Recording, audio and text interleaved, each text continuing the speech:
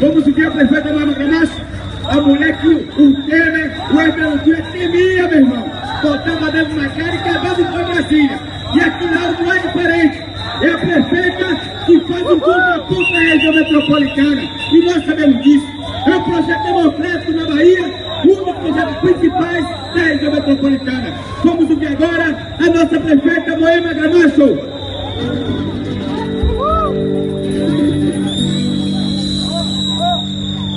Primeiramente, segundamente, finalmente, e direta já, com certeza.